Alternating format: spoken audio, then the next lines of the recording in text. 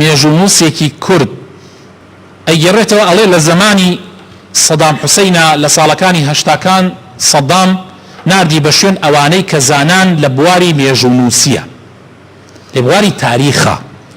ئەڵێ ئێمەش ڕۆیشتین، منیش ڕۆیشتم، ئەڵێ بان کرابووم، یعنی ئەمیش بان کرابوو.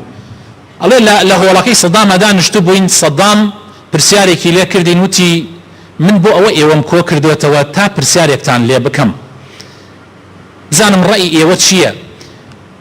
حکومەتەکان بۆ ئەڕۆخێن، حکومەتەکان بۆ ئەڕۆخێن، دەسڵاتەکان بۆ ئەفەوتێن.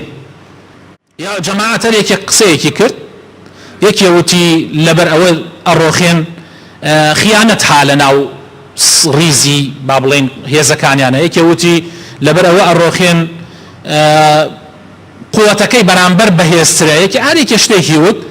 ئەڵێ سرە گەیشتە من ڕووی کردە من و زانیشی کوردم، ئەڵێ زۆر بە وردی گوێی لێ ئەگرتم. ئەڵێ وتم قوربان مەسئلەکە من بە یەک نمونە جواب دەدەمەوە. وتی فەرموو. ئەڵێ زۆر بە وردی گوێی لێ ئەگرتم. ئەڵێ وتم لە سەردەمی تاتار و مەغوولە هاتن بەغایان داگیر کرد. طبعا تاتار و مەغوول جێشێکی زۆر هین بوون، هات دەوڵەتی ئیسلامیان داگیر کرد، بەغاش پایتەختی هەموو ئەم دەوڵەتانەی کە ئێستا 50 ئەوەنە دەوڵەتە یەک پایتەختی هەبوو کە پێی وترا بەغا، هاتن داگیریان کرد، یان وڵاتەکان داگیر کرد هەر هەمووی. کە هاتن بەغایان داگیر کرد، لە ژێر زەمینەکانە خەزیێنەیەکی زۆر زۆر لە ناو قەسری کاربەدەستەکانی ئەو کاتە پارەیەک و ئاڵتون و گەوهەر و مجەوهەراتێکی زۆر زۆریان دەرهێنا.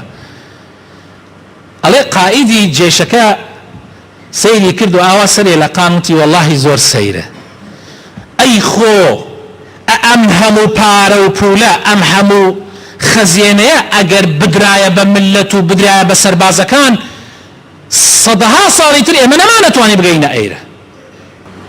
بەڵام کێشە ئەوەیە ئەمان خڕێکن لە پاشان خۆشیان نایبن، ملەتیش بە برسێتی ئەمێنێتەوە. بۆیە ملت تااقەتی شەڕی نامێنێت، تااقەتی بەرامبەری دوژمنی نامێنێت، لەبەر ئەستەکە کۆمەڵێک ئەیخۆن و کۆمەڵێکی لە خوارە تااقەتیان نامێنێت. بەڵام ئەگەر دادپەروەری لە نێوانی خەڵکا بێ، ئیتر ئەو کاتە هەموو کەسێک ئەم وڵاتە بەهی خۆی ئەزانێ و دیفاعی لێکا و خوێنی خۆی لە پێناوی ئەڕێژێ.